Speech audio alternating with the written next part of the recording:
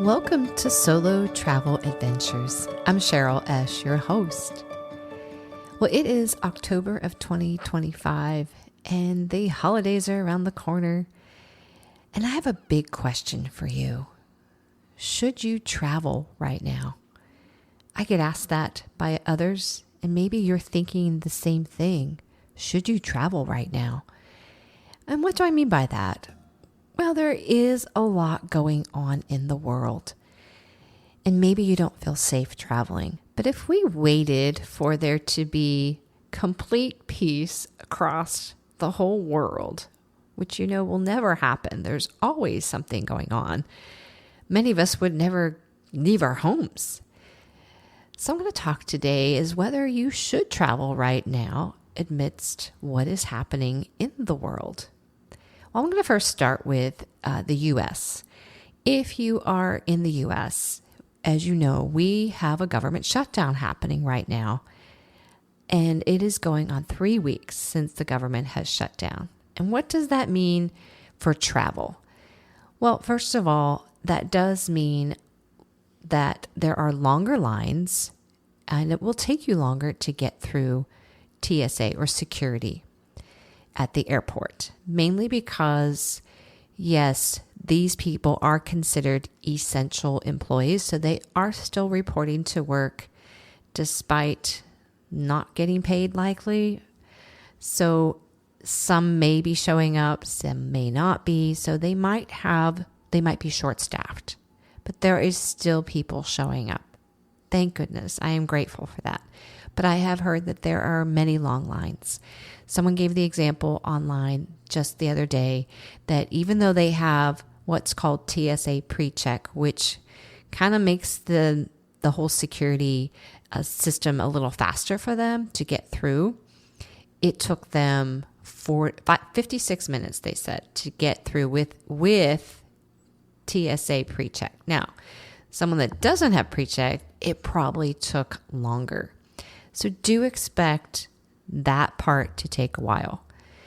There's also been talk, air traffic controllers, again, are considered essential employees, so they are still having to report to work. However, I read recently that you might experience delays in your flights, mainly because they are experiencing staffing issues. Again, people are still showing up.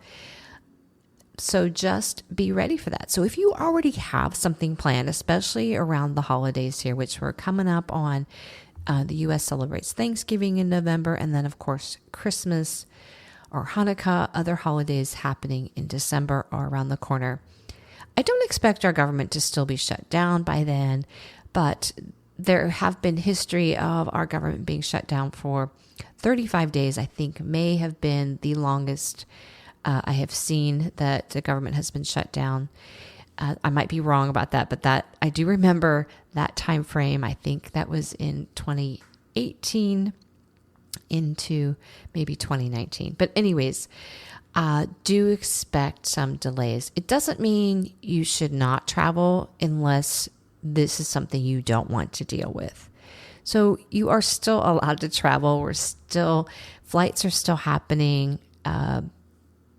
So don't just give yourself more time is what I'm getting at. The other thing is because of this shutdown, if you're getting that first flight out in the morning, this is going to be your best bet because likely that 6 a.m. flight, that plane came in sometime overnight and it was sitting there. So it's already at the gate for you. Now, whether you got your crew, arriving and, of course, making sure you get there plenty of time to get through security, you should be fine. So just things to consider. Also, if you're in the U.S., because of the government shutdown, our national parks are only partially open. They're still open, but many of the visitor centers have limited hours. They're not offering a lot of those programs that they might offer. So just keep that in mind. You still can go. And if you go, because there is limited maintenance and trash pickup, that you carry out maybe everything that you bring in. That would be very helpful if you plan to go to a national park. Just be mindful of that. Now, if you don't live in the U.S., your travel right now, you may not have to worry about that, except maybe you are wanting to travel to some areas that are right now maybe in some conflicts, whether it's maybe there's some wars or just a political or a civil unrest is usually the term that we use a lot of times when things are not settled in a certain country, whether it's they're changing government structures, maybe there's some riots going on, or actual wars. And in just looking at, I do recommend go ahead and use ChatGPT or some sort of AI to help you search and pull up, just like I did, current wars and conflicts happening in the world right now. And they have listed, believe it or not, Russia and Ukraine, there's still some conflicts going on there. Pretty obvious that there's something going on with Gaza, Palestine and Israel area. So that might not be a good region to travel to.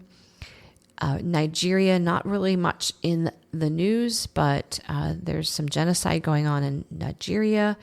And Sudan is having still some issues since 2023. I do remember that happening. I happen to have been in Paris, actually leaving Paris in April of 2023 when sort of this war or conflict broke out in Sudan, and it's still an issue. So we're looking at 2.5 years later, still some issues in that country.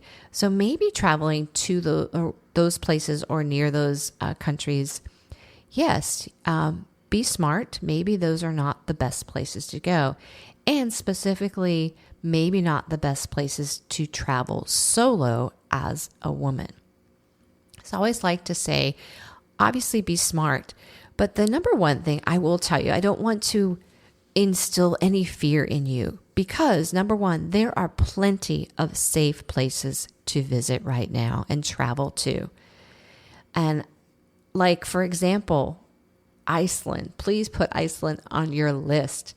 It is safe and beautiful, and you can go and feel very comfortable as a solo traveler there. So there are plenty of safe places to visit, especially as a solo traveler. Number two, maybe you just want to stay local now and don't want to be stressed out and anxious about maybe what is happening in the area you'd like to travel to. So maybe just stay local. Number three, I'd say get creative with how you travel. So maybe you want to stay away from air travel. Maybe you want to try a road trip or travel by train. And then be creative about where you go. Could you find a similar place? For example, I will insert this. I also just read, because of a massacre that happened, I guess, in one of the Christmas markets.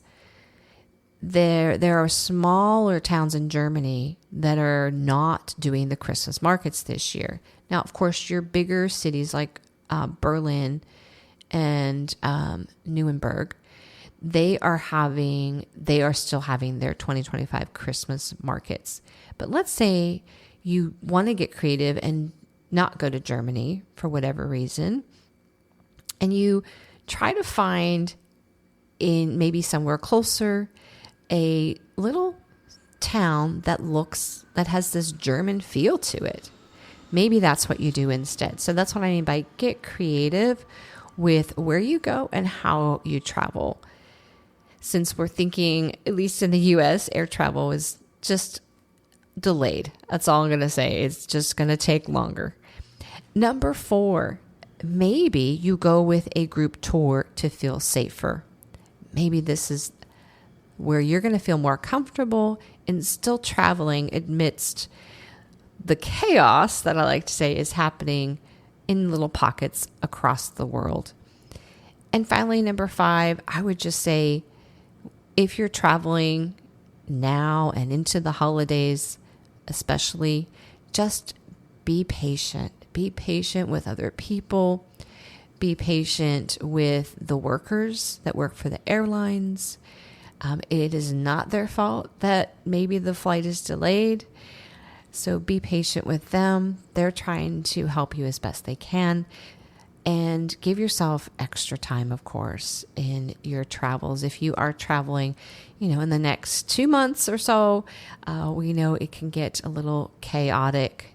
So to answer your question, should you travel right now? The answer is yes, but use discernment, be smart about it, and you certainly can get out there and find a safe place to travel solo. Get out there and have that adventure. I wanted to share with you, I will be a speaker for a virtual travel summit. This is happening on November 15th, 11 o'clock Eastern Standard Time.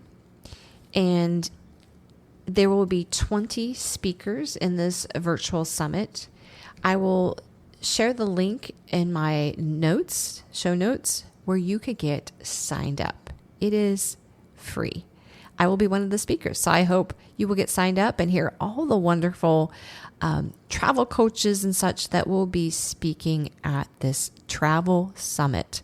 And it is hosted by the Travel Coach Network, which is where I am certified as a travel coach through. So lots of great travel coaches through that network. So I hope you will join, and I'll see you there. Did this podcast inspire you to participate in a solo journey? Well, my hope is that all women 50 and up have the courage and opportunity to experience at least one solo trip in their lifetime. But maybe you're feeling stuck about trying it solo. With my one-on-one travel coaching program, I can help you have a transformative trip, especially for those who are needing healing.